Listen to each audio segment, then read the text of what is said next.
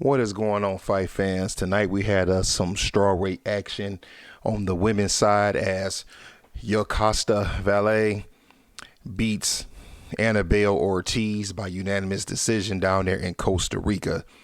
Let's start with our pros and our cons. Let's start with Yoka Valle first. I like the first thing is I like the fact that she took this fight only after just fighting 2 months ago. She fought in September, and as soon as that fight was over with, she mentioned that she would be in the ring again November the 4th at home in Costa Rica. So she's staying busy. Let's talk about the fight a little bit. I like the fact that she kept her hands up. I like the jab. I like the overhand right. And I like the fact that she seemed more calm and relaxed in this fight, even though she was in front of her home crowd, than she was 2 months ago. But let's talk about the cons for Yoka. I didn't like the fact that she did not do enough body work. Now, to be fair, Ortiz protective cup was very high. There was very little room between, I'll say, like her mid rib cage to where the top of the cup was, but there was still room where Yoka could have thrown a stab jab, aka Floyd Mayweather style, to her solar plexus and could have slowed her down because Ortiz is an older fighter. And I didn't like the fact that Yoka, in my opinion, allowed herself to get tied up. She's a better fighter than that. She should have been taking a step back and throwing an uppercut when Ortiz was leading with her head and coming in. As for Anabel Ortiz, the first pro is that I'm sure she did not have a lot of time to prepare for this fight. Remember, Yoka just fought in September, and I doubt that she already had a contract signed to fight Anabel Ortiz in November. So that means that Anabel took this fight on 2 months or so notice. She went to Yoka's hometown and she took on the fight.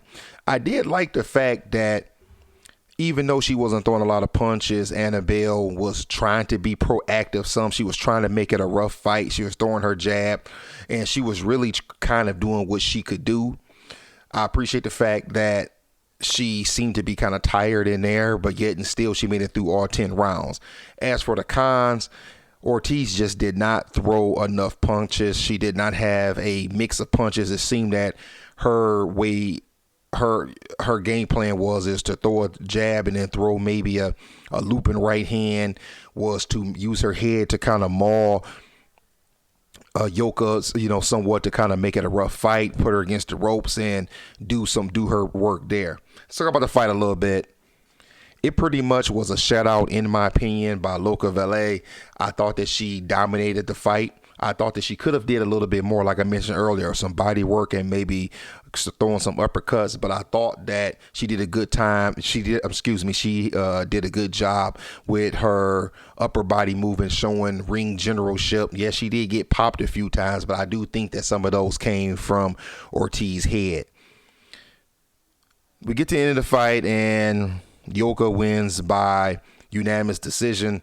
I didn't really see a round that you could give Ortiz, but the judges saw it a little bit different. I thought that she dominated and won every fight. So let's get to what everybody wants to talk about. I want to ask you what's next, but if you watched the broadcast long enough, when Yoka went ringside and they asked her what does she want to do, she said she wants Seniesa Estrada. If you remember a few months back when Seniesa fought, Yoka was at the fight. She came in the ring. She called out Seniesa right there. And tonight she called her out again. She said that she wants to fight for whoever has the belts. Now, usually when a fighter says that, they're not being very clear, even though we know who they mean. But I like it when a fighter is clear. She was very clear that she wants Seniesa Estrada and she would like that to be her next fight.